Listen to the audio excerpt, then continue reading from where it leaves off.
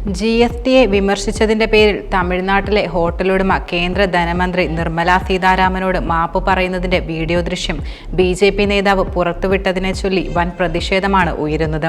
ഇതുമായി ബന്ധപ്പെട്ട് രൂക്ഷ വിമർശനം ഉയരുന്നതിനെ തുടർന്ന് സംസ്ഥാന BJP അധ്യക്ഷൻ കെ അണ്ണാമലൈ ക്ഷമാപണവുമായി എത്തുകയുണ്ടായി. കോയമ്പത്തൂരിലെ ശ്രീ അന്നപൂർണ ഹോട്ടലിന്റെ ഉടമയും Tamil Nadu hotels association president D. Srinivasan സ്വകാര്യ സംഭാഷണത്തിനിടെ ധനമന്ത്രിയോട് മാപ്പ് പറയുന്നതിന്റെ വീഡിയോ ദൃശ്യം Tamil Nadu BJP convener MS Balaji സമൂഹമാധ്യമങ്ങളിൽ പങ്കുവയ്ക്കുകയുണ്ടായി. സംഭവത്തിൽ കോൺഗ്രസ് നേതാവ് രാഹുൽ ഗാന്ധി ഉൾപ്പെടെയുള്ള പ്രതിപക്ഷ നേതാക്കൾ പ്രതിഷേധവുമായി രംഗത്തെത്തുകയുണ്ടായി. കോയമ്പത്തൂരിൽ ധനമന്ത്രി നിർമ്മല സീതാരാമൻ പങ്കെടുത്ത വ്യവസായ സംരംഭകരുടെ യോഗത്തിൽ തമിഴ്നാട് ഹോട്ടൽ അസോസിയേഷന്റെ പ്രതിദാനം ചെയ്ത് ശ്രീനിവാസൻ പങ്കെടുക്കുകയുണ്ടായി. കോയമ്പത്തൂരിൽ ധനമന്ത്രി നിർമ്മല സീതാരാമൻ പങ്കെടുത്ത വ്യവസായ സംരംഭകരുടെ യോഗത്തിൽ തമിഴ്നാട് ഹോട്ടൽ അസോസിയേഷന് പ്രതിദാനം ചെയ്ത് ശ്രീനിവാസൻ പങ്കെടുക്കുകയുണ്ടായി. ഭക്ഷണ സാധനങ്ങൾക്ക് വ്യത്യസ്ത നിരക്കിൽ GST ഈടാക്കുന്നതിനെതിരെയായിരുന്നു ശ്രീനിവാസൻ പരാമർശമുയർത്തിയത്. ഹോട്ടലുകളിൽ ബണ്ണിന് GST ഉണ്ടാകില്ല, എന്നാൽ ബണ്ണിൽ ക്രീം പുരട്ടിയാൽ 18% GST അടയ്ക്കേണ്ടി വരും. അതുകൊണ്ട് ഹോട്ടലുകളിൽ വരുന്നവർ ബണ്ണും ക്രീമും വേറെയായി തരണമെന്ന് പറയുന്നതായി ശ്രീനിവാസൻ വിശദീകരിച്ചു. അത് യോഗത്തിൽ പങ്കെടുത്തവർ കൈയടിച്ച് പ്രോത്സാഹിപ്പിക്കുകയും ചെയ്തു. ഈ വീഡിയോ സമൂഹ മാധ്യമങ്ങളിൽ തരംഗമായി മാറുകയും ചെയ്തിരുന്നു. മറുപടി പ്രസംഗത്തിൽ മന്ത്രി നിർമ്മല സീതാരാമൻ ശ്രീനിവാസനെ വിമർശിച്ച് രംഗത്തെത്തി. ശ്രീനിവാസന്റേത് തെറ്റായ വാദമാണെന്ന് വിശദമാക്കുകയും ചെയ്തു. ഇതിനുശേഷമാണ് ശ്രീനിവാസൻ മന്ത്രി നിർമ്മല സീതാരാമനെ നേരിട്ട് കണ്ട് മാപ്പ് പറഞ്ഞത്. ശ്രീനിവാസനെ കൊണ്ട് സമ്മർദ്ദം ചെലുത്തി BJP നേതാക്കൾ മാപ്പ് പറയിച്ചെന്നാണ് ഇപ്പോൾ ഉയർന്നുവരുന്ന ആരോപണങ്ങൾ. GST നിരക്കിലെ പ്രശ്നം ചൂണ്ടിക്കാണിച്ച കോയമ്പത്തൂരിലെ ഹോട്ടൽ ഉടമയോടുള്ള കേന്ദ്ര സർക്കാരിന്റെ സമീപനം വീഡിയോയിലൂടെ തെളിയിക്കുന്നതാണെന്ന് പ്രതിപക്ഷ നേതാവ് രാഹുൽ ഗാന്ധി Xൽ കുറിച്ചു. സാധാരണക്കാരനായ ശ്രീനിവാസൻ സംശയം ഉന്നയിച്ചപ്പോൾ വളരെ മോശമായ പെരുമാറ്റമാണ് തിരിച്ചുണ്ടായത്.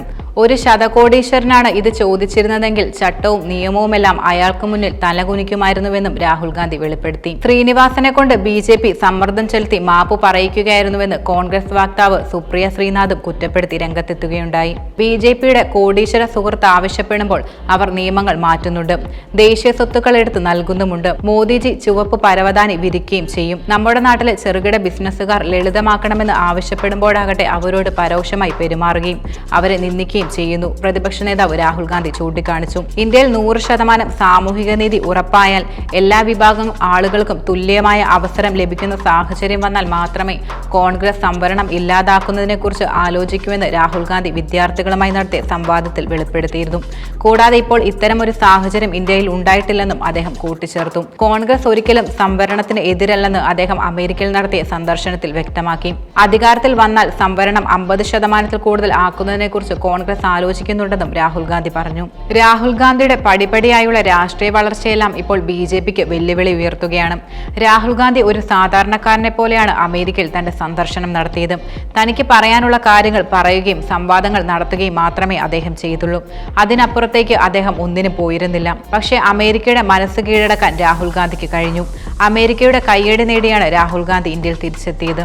തുടർച്ചയായി BJPയും RSSും രാഹുൽ ഗാന്ധിക്കെതിരെ ഓരോ വിമർശനങ്ങൾ ഉയർത്തുന്നുണ്ട്. രാജ്യദ്രോഹി, ഇന്ത്യക്കെതിരെ സംസാരിക്കുന്നവർക്ക് വേണ്ടി സംസാരിക്കുന്നവൻ എന്നിങ്ങനെ നിരവധി ആരോപണങ്ങളാണ് രാഹുൽ ഗാന്ധിക്കെതിരെ ഭരണപക്ഷം ഉയർത്തുന്നത്.